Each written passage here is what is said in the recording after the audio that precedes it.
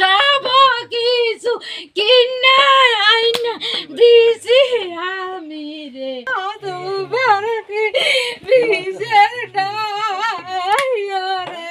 এগুলা বিবাহের পরে এই যে আইয়া মাইয়ার বাপে আমার সামনে লই নিছে এর পর যে এই যে দর্শন মামলা বাপের মামলা এই মামলা এগুলো মিথ্যাবাদী একশোর সত্য না, এগুলো একটা না, সব মিথ্যা সব মিথ্যা সব মিথ্যা মিথ্যা কথা ঠিক আছে। এটি প্রমাণ থানালারা লইব গ্রামবাসী আয়া প্রমাণ লইয়া যদি সত্য হয় তাহলে হৃদয়ের বিচার হইব, আর যদি মিথ্যা হয় তাহলে হ্যাঁ বিচার হইব। এটি সব মিথ্যা। আমরা গ্রামবাসী সত্য দিকে নামছি, যদি মিথ্যা হইতো তাহলে আমরা নামতাম না। কে 12টার সময় বিএনপির ক্লাবে সালিশির কথা বলছে, বলার পর হয়ে গেছে, যাওয়ার পরে হ্যাঁ নেবে হ্যাঁ পুলিশ দিয়ে অ্যারেস্ট করে লই গেছে। মিথ্যা ভাবে হয়রানি করছে যে বাপে দর্শন করছে, আসলে মিথ্যা পুরো বলা নির্দোষ। আর এর আগে পরকীয়া করতে আরো 2-3টা পোলার লাগে, এই ধরা পড়ছে।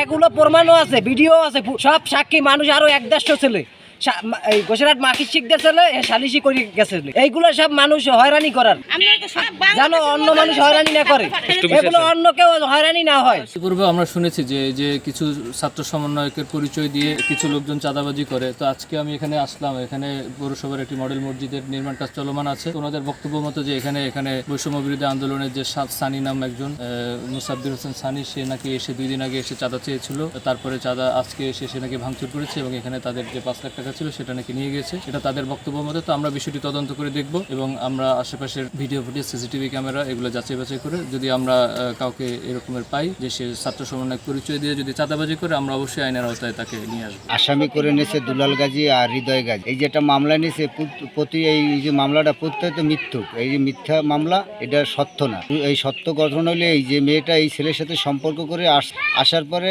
আমরা মিলেই দিলেই দিছি, তারপর দেখি গ্যাঞ্জাম হচ্ছে, তারপরে আলাদা করে দেওয়া হয়েছে। এরপর আবার ওই মেয়ে চলে আসছে, আসার পরে এই দুলালের সাথে বৈশা আমরা মিউচুয়াল করলাম। এরপরে হৃদয়ের সাথে ওই বিয়ের শাদী সমস্ত সবকিছু ব্যবস্থা করে দিই। 3 মাস সংসার করছে, করার পরে 2 মাস সংসার করার পরে 3 মাসের মাথায় দেখি আরেকটা ছেলের সাথে তার এফআইআর চলতেছে। এরপর আমরা রাতে নাতে ছেলের মা বাপ সবাই ধরছে, ধরার পরে আবার এখানে সালিশি বিচার হয়েছে। ওইখানে মেয়ের মা আসছে, মেয়ের বাপ আসছে, আমাদের এখানে উপস্থিত মান্যগণ্য ব্যক্তি যারা ছিল তারা তাদেরকে মিলিয়ে দিলে এদেরকে একটা বসত করার জন্য একটা সাময়িকভাবে স্থগিত করে রাখছে। এরপরে এই মেয়ে গেছে বেড়াইতে, এর মা এসে নিয়ে গেছে, এর বাপ এসে। এরপরে যাইয়া এরা মামলা দিয়ে দিয়েছে এই ছেলের নামে আর ছেলের বাপের নামে। এরপরে এদেরকে মনে করেন সালিশির কথা বলে ঘোষিয়াট নিয়ে গেছে, নিয়ে এদেরকে ধরাই দিয়েছে পুলিশ আইন না, ধরাই দিয়ে এদেরকে মামলা দিয়েছে, দিয়ে ধরাই হেনস্থ করে লয়ে গেছে। এই পর্যন্ত এখন যেটা মীমাংসা হয়, এই জন্য আমরা প্রতিবাদ করার জন্য রাস্তা নামছি। হয়ে গেছে এখানে 3 মাস ঘর সংসার করতে আছে, কিন্তু আমাদের ওই ভাইয়ের বাড়ির সামনে একটা বাড়ি, ওই করে একটা ছেলের নাম বলে মোসালিম, ওই মোরসানির লগে প্রেম করতে তাই ধরা খাইছে। ধরা খাওয়ার পরে এটা লইয়া একটা বিচার হয়েছে। বিচারের পরে গণ্যমান্য এলাকাবাসী 10 জন আনলে এরাটা মিলেই দিয়ে গেছে। তারপরে এই মেয়েটা কিছুদিন পরে বাপের বাড়ি 2 দিনের কথা কই বেড়াইতে গেছে। বেড়াইতে যাইয়া আমার ভাই নামে একটা ধর্ষণ মামলা দিয়ে দিয়েছে। আমার বাইরে আমার বাইর করে ঘোষার সালিশির মাধ্যমে হেরা পুলিশ দিয়ে অ্যারেস্ট করাইয়া হেরা থানায় দিয়েছে। থানায় অ্যারেস্ট করাই ডাইরেক্ট পিরোজপুর করে পাঠাই দিয়েছে। আমার ভাই নামে ধর্ষণ মামলা দিয়ে দিয়েছে। তাহলে এর বিচার চাই।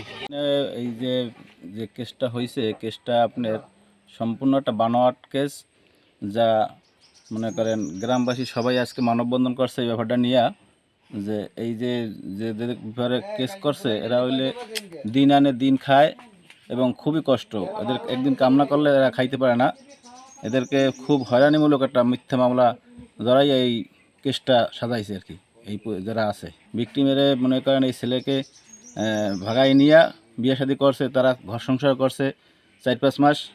এরপরে এই মেয়ের মা আইসা মানে ফুসলাই নিয়ে একটা বয়স হয় না এইবার বললে একটা মামলা দিয়েছে ছেলে এবং ছেলের বাপের নামে।